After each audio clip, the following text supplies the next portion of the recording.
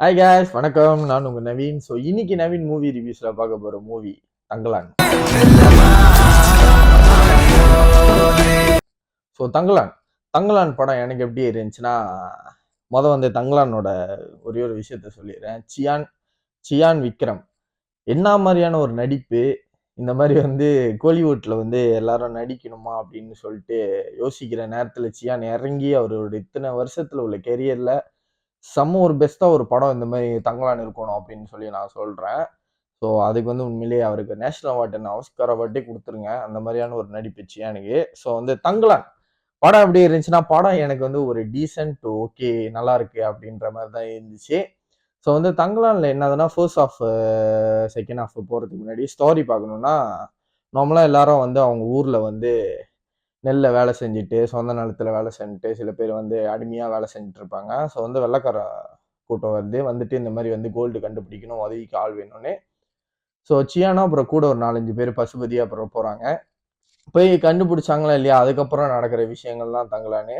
So தங்கலானோட first half எப்படி இருந்துச்சுன்னா, ரொம்ப ப்ராமிசிங்கா இருந்துச்சு. ஃபர்ஸ்ட் ஹாஃப்ல ஒரு கதை ஒண்ணு சொல்லுவாரு. அதுலயே படம் ஒரு மாதிரி செமையா போகும். 10 நிமிஷத்துக்கு அப்புறம் அந்த கதை வரப்போ செமையா போகும். அதுக்கப்புறம் இன்டர்வல் வர வரைக்குமே படம் பார்க்கறதுக்கு நல்லா வாட்சபிளாவும் நல்லா கூட்டாவும் போணுச்சு ஃபர்ஸ்ட் ஹாஃப். செகண்ட் ஹாஃப் தாங்க படத்துல சொதப்பிலேயே. ஸோ செகண்ட் ஹாஃப் பெட்டரா இந்த எமோஷனும் சரி, நிறைய விஷயங்களும் மாத்தி பண்ணியிருக்கலாம். ரொம்ப டக்கு டக்கு டக்குன்னு வர அந்த கட்டிங் எடிட்டிங் வர்ற அந்த சீன்ஸு.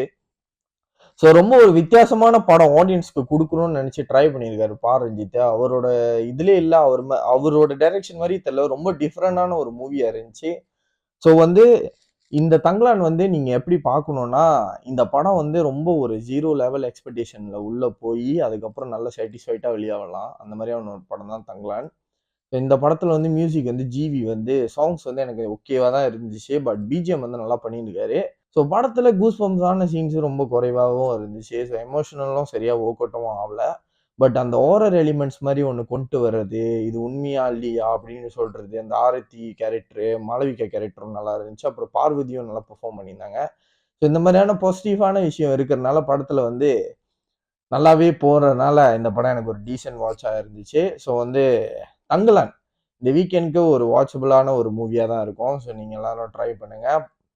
இந்த மூவிக்கு நான் கொடுக்குற ரேட்டிங், ஸோ இந்த மூவில அதாங்க செகண்ட் ஹாஃப்ல லேக் இருக்கு, எமோஷனல் கனெக்டும் ஒர்க் ஆகல. பட் சில விஷயங்கள் நல்லா பக்காவா பண்ணியிருக்காங்க. ஸோ விஎஃப்எக்ஸும் நல்லா பண்ணியிருக்கலாம்னு சொல்லி நான் ஃபீல் பண்ணேன். பட் தங்கலானே நீங்க பார்க்கலாம், நல்லா ஒரு வாட்சபிளான மூவி. சியான் பெர்ஃபார்ம்ல அடிச்சு நொறுக்கிட்டாங்க. ஸோ அவ்வளோதான். மீண்டும் ஒரு வீடியோல சந்திக்கிறேன். மறக்காம வீடியோ லைக் பண்ணுங்க, ஷேர் பண்ணுங்க, அப்புறம் சேனலை சப்ஸ்கிரைப் பண்ண மறந்துடாதீங்க. நன்றி, வணக்கம்.